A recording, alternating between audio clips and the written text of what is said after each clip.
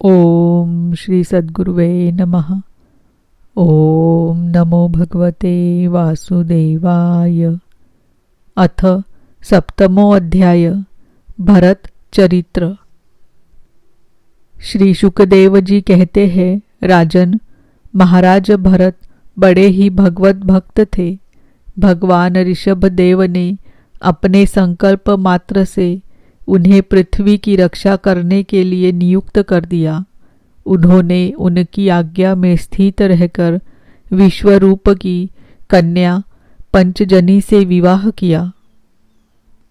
जिस प्रकार तामस अहंकार से शब्दादि 5 भूत तन्मात्रा उत्पन्न होते हैं, उसी प्रकार पंचजनी के गर्भ से उनके सुमति, राष्ट्रभृत, सुदर्शन, आवरण और धूम्रकेतु नामक 5 पुत्र हुए, जो सर्वथा उन्हीं के समान थे।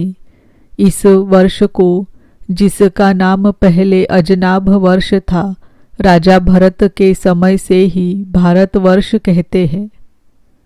महाराज भरत बहुज्ञ थे। वे अपने अपने कर्मों में लगी हुई प्रजा का अपने बाप दादों के समान स्वधर्म में स्थित रहते हुए अत्यंत वात्सल्य भाव से पालन करने लगे। उन्होंने होता, अध्वर्यु, उद्गाता और ब्रह्मा, इन 4 ऋत्विजों द्वारा कराए जाने वाले प्रकृति और विकृति दोनों प्रकार के अग्निहोत्र, दर्श, पूर्णमास, चातुर्मास्य, पशु और सोम आदि छोटे बड़े क्रतुओं यानी यज्ञों से यथा समय श्रद्धापूर्वक यज्ञ और क्रतुरूप श्री भगवान का यजन किया। इस प्रकार अंग और क्रियाओं के सहित भिन्न भिन्न यज्ञों के अनुष्ठान के समय जब अध्वर्युगण आहुति देने के लिए हवि हाथ में लेते, तो यजमान भरत उस यज्ञ कर्म से होने वाले पुण्य रूप फल को यज्ञ पुरुष भगवान वासुदेव को अर्पण कर देते थे। वस्तुतः वे परब्रह्म ही इंद्रादि समस्त देवताओं के प्रकाशक, मंत्रों के वास्तविक प्रतिपाद्य तथा उन देवताओं के भी नियामक होने से मुख्य कर्ता एवं प्रधान देव है। इस प्रकार अपनी भगवदर्पण बुद्धि रूप कुशलता से हृदय के राग द्वेषादि मलों का मार्जन करते हुए वे सूर्यादि सभी यज्ञ भोक्ता देवताओं का भगवान के नेत्रादि अवयवों के रूप में चिंतन करते थे। इस तरह कर्म की शुद्धि से उनका अंतकरण शुद्ध हो गया।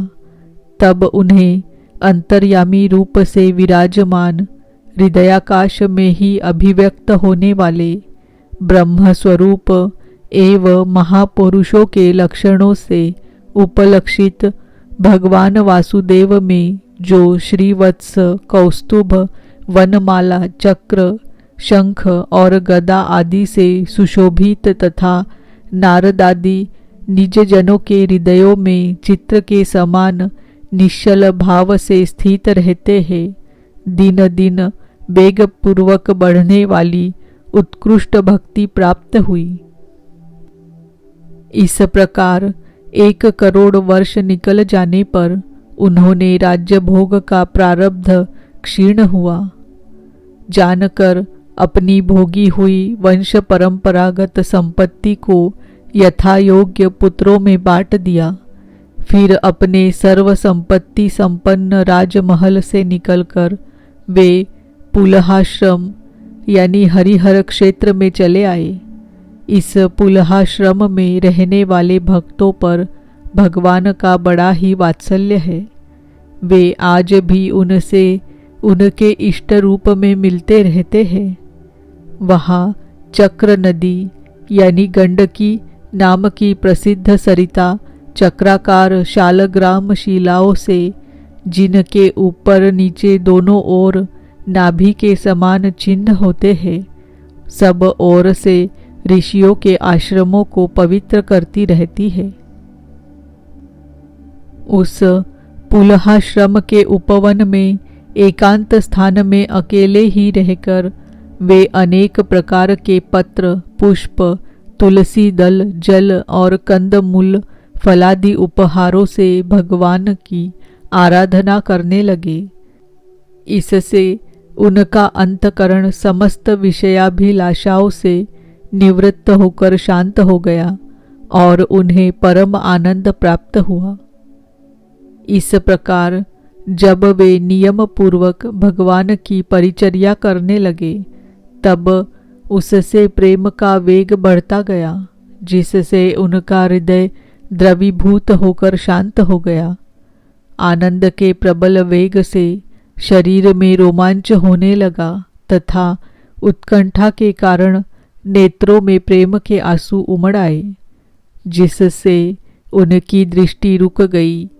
अंत में जब अपने प्रियतम के अरुण चरणारविंदों के ध्यान से भक्ति योग का आविर्भाव हुआ, तब परमानंद से सराबोर हृदय रूप गंभीर सरोवर में बुद्धि के डूब जाने से उन्हें उस नियम पूर्वक की जाने वाली भगवत पूजा का भी स्मरण न रहा। इस प्रकार वे भगवत सेवा के नियम में ही तत्पर रहते थे।